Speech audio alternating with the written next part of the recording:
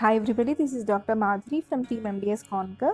So we have seen that the general anesthesia is of two types, that is inhalational and intravenous, right? So in this video, I'm going to give a brief idea of each drug which is used in the general anesthesia.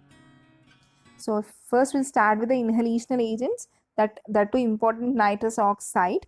The properties of nitrous oxide includes like it is a colorless, non-irritating and non-inflammable, which is filled in a blue color cylinder. Remember this point, it is a non-inflammable. Okay, then it is also called as a laughing gas. If you take this effect, it is a weak anesthetic and poor muscle relaxant. That means only with the use of nitrous oxide only a good analgesia is produced, but not a good anesthesia and good muscle relaxancy. And this concentration is important. This nitrous oxide, 50 to 65% of nitrous oxide is used with 33% of oxygen. This 33% is again important. If you take this other properties, it has a highest allular concentration, but the gas partition coefficient is low. And here it also faster induction and recovery is seen with this drug. And there are three effects with this drug, that is concentration effect, second gas effect, diffusion hypoxia. This concentration effect will generate the negative pressure, and the second gas effect can be seen when it is combined with other agents like a halothane, and the third effect is diffusion hypoxia. And this diffusion hypoxia is seen in the patients when there is a supply of this nitrous oxide has been stopped suddenly, then you can see the diffusion hypoxia. So to prevent this or to reduce this, we'll provide the patient with a 100% oxygen. And we have seen an Entonox in the inhalational classification, right? So this Entonox is nothing but a 50% of nitrous oxide and 50% of a oxygen. And even this nitrous oxide can produce methemoglobinemia and laryngospasm. Okay, this is because of two things which has produced as a agents, that is nitric oxide and the nitrogen dioxide. And if you take, this is very important point, it is contraindicated in the pneumothorax patients because it can form high pressure in the closed body cavities. Hence, it is not used in the pneumothorax patient. And remember one thing, this nitrous oxide is not a complete anesthesia. It is only a supplement to the anesthesia. Okay, because it is a very weak anesthetic, it cannot give a complete anesthetic effect. Only it can supplement the other anesthetic agent.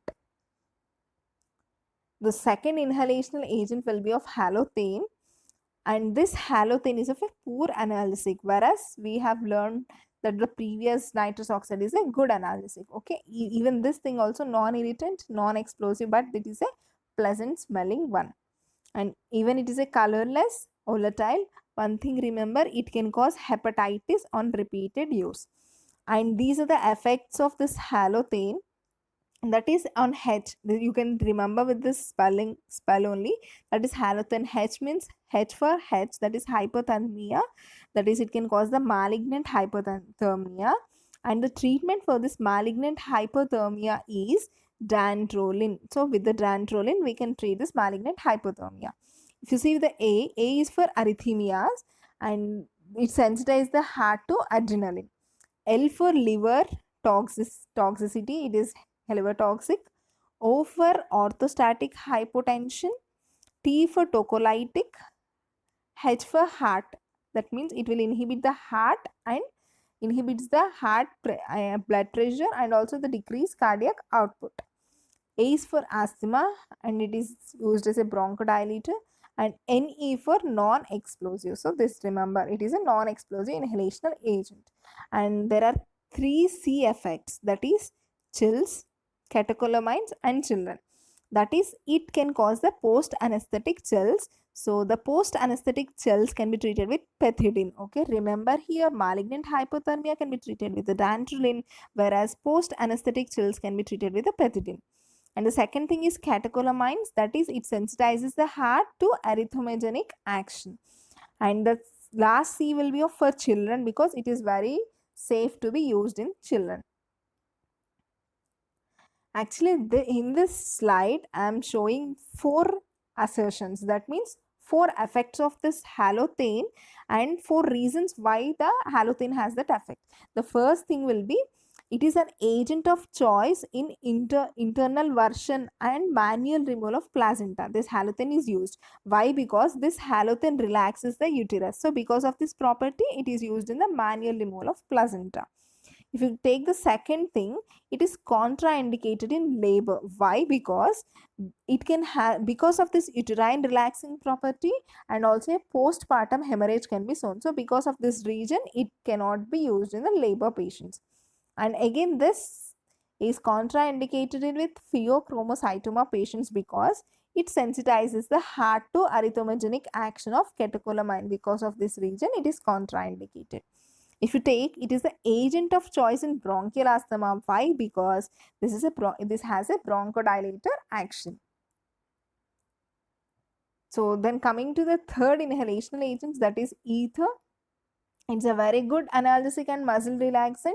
Remember, inflammable. Ether is an inflammable thing, and it will have a pungent smelling liquid. And this, we have learned about 4 stages of anesthesia, right? So this Goodell's 4 stages is based on the ether, very important. And this is contraindicated in the diabetic patients. Why? Because it can result in the hyperglycemia. Okay, then we'll go with the other agents, that is enflurane. Enflurane is not a good analgesic, and it is inflammable if used at greater than 5% of concentration. And this enflurane is halogenated ether. If someone asks what is a halogenated ether, then your answer should be enflurane. And this again, enflurane is contraindicated in epilepsy. Why? Because it can raise the intracranial tension. So coming to the isoflurane, this isoflurane can be used in the daycare surgery. This is very important. And there is another phenomenon called coronary steal phenomenon. Just remember this, coronary steal phenomenon is associated with isoflurane. And here also there are 4 statements given for this isoflurane. This isoflurane is an agent of choice for neurosurgery. Why? Because it will have a least increase in the intracranial tension. So because of this, it is a choice in neurosurgery. And again, it has a choice in cardiac surgery because cardiac output is maintained in this with this isoflurane. Then it is safe in pheochromocytoma. Why? Because it does not sensitize the heart to catecholamines. The last statement is this is the agent of choice for producing controlled hypotension because this will produce maximum decrease in the PP. Hence, it is used in producing controlled hypotension. So then coming to the other inhalation agents, that is desflurane. It is also used in the daycare surgery. And the very high vapor pressure, the agent, I mean the inhalation agent with very high vapor pressure will be of your desflurane, but the boiling point is lowest here. You can see that is 23 to 24 degrees Celsius, almost the room temperature. And the second thing is sevoflurane. It is the treatment of choice or the induction, I mean like it is an induction of choice in the children. Then coming to the methoxyflurane, this methoxyflurane will have a high renal failure because it will have a fluorine content is more and the highest boiling point. So desflurane will have a lowest boiling point, whereas methoxyflurane will have a highest boiling point, that to 104 degrees Celsius. If you go to the cyclopropane, if this is discontinued slowly to prevent the shock, and this then coming to the carbon dioxide 5%, it can be used in pneumoperitoneum in laparoscopies. Then coming to the helium, in helium, that means for inhalation, it can be used for 80% of helium to 20 and plus 20% of oxygen. So actually this helium is very lighter than air, hence it can be used in the tracheal cases of tracheal obstruction. Then coming to the last inhalational agent, that is xenon. And the only one point you have to remember for this xenon is it is a ideal inhalational agent.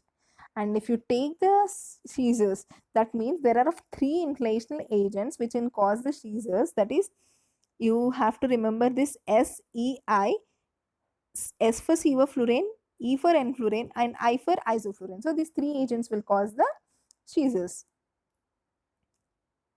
So this slide will explain you the glands of all the inhalational agents. So, but you among these, the important thing is this nitrous oxide, very important, because the action, this heart rate will be normal here, blood pressure will be normal here, ventilation is decreased, and bronchodilation will be of a normal. So all the things, most of the things are normal regarding this nitrous oxide.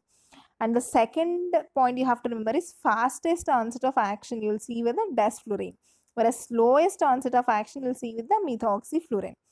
And the heart rate will be normal for both nitrous oxide and trilene. If you take this thing, this highlighted part, that is ventilation, in all the other agents it is decreased, whereas increased in two agents, that is ether and trilene. So these are the important points you have to remember in this slide. So inhalational agents we have done, then we'll come with the inducing agents. The first thing is thiopentane. This concentration will be of 2.5%. Remember, it is ultra short acting and the sulfur is added in this. Why sulfur is added? If they ask why sulfur is added, to increase the lipid solubility. As it has a high lipid solubility, it is a very fast acting. Remember, it is a ultra short acting but a fast, I mean like it will have a fast thing. Then it is acts as an anticonvulsant, and it has a hyperanalgesia, and it will have a, I mean it has a choice in cerebral protection. Why? Because it will decrease the cerebral oxygen consumption and decrease the cerebral metabolic rate. And it is contraindicated in intermittent porphyria patients also, and it can show the respiratory depression. And if you take, it can cause the ischemia and gangrene. Why? Because if it is injected into the arteries, it leads to the thrombosis, finally vasoconstriction, and which leads to the ischemia and gangrene.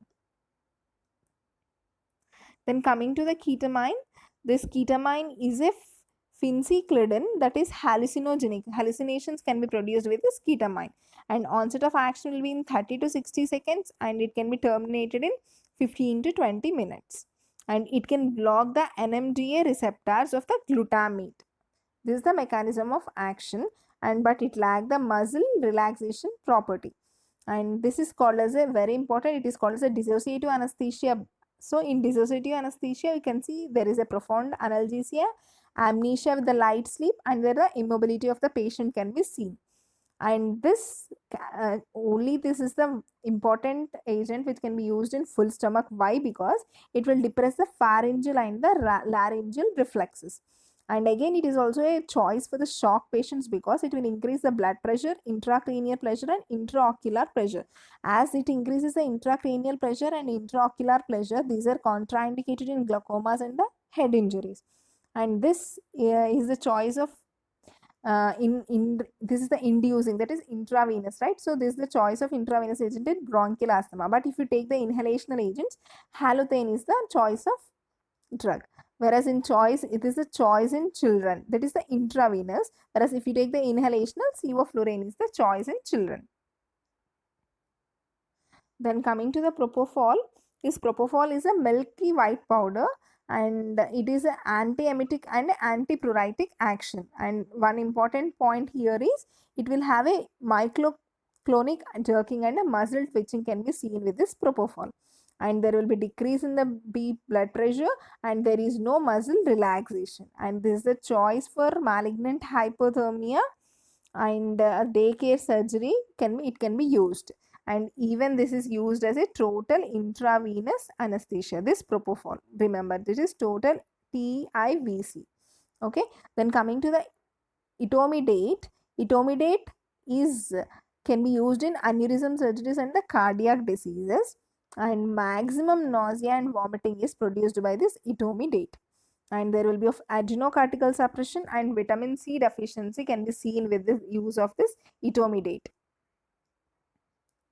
And this is a, I mean like Lanz table for all these inducing agents, that is intravenous inducing agents. But here you have to remember is this thing, all things are decreased here, but the thing is ketamine, whereas increased intracranial pressure, and the ventilation is increased, and the bronchial muscles are dilatation. So these things are the important to remember in this table. Then coming to the slow acting, there are of three groups as we have learned already. So these three groups are of benzodiazepines, opioids and neuroleptic agents. This benzodiazepines, diazepam, lorazepam and midazolam. This midazolam is used in the daycare surgery. And this lorazepam can be used as a pre-anesthetic agent. And this benzodiazepines can be used as both anticonvulsive and the muscle relaxants. If you take the case of opioids, in this opioids are very most potent, that is 100 times more potent when compared with the morphine. So in these opioids, sufentanil is the most potent agent, and this fentanyl, when combined with the droperidol, that is this neuroleptic agent, it is used as a neurolept analgesia. And when this fentanyl plus droperidol, when combined with the nitrous oxide, then it is called as a neuroleptic anesthesia. And this, the last drug alfentanil, it is used for the total intravenous anesthesia. Okay, alfentanil. So this droperidol, already we have seen, it can cause neurolept analgesia or neurolept anesthesia, and it will have a extrapyramidal symptoms. So we have all completely discussed about this inhalation and inducing agents with all the important points.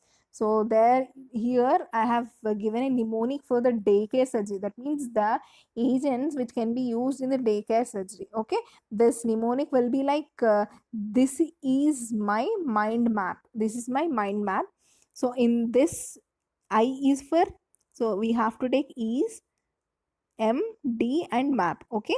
So I is for isoflurane, S is for sevoflurane, M is for midazolam, D is for dasflurane. Then coming to the map, M is for mivacurium, it is muscle relaxant, A is for alfentanil and P for propofol. So these are the drugs which are used in the daycare surgery. So this is regarding all the inhalational agents and intravenous agents, guys. I think this video will be very useful in writing all the important points together. Okay, stay home, stay happy and love learning with MBS Conquer.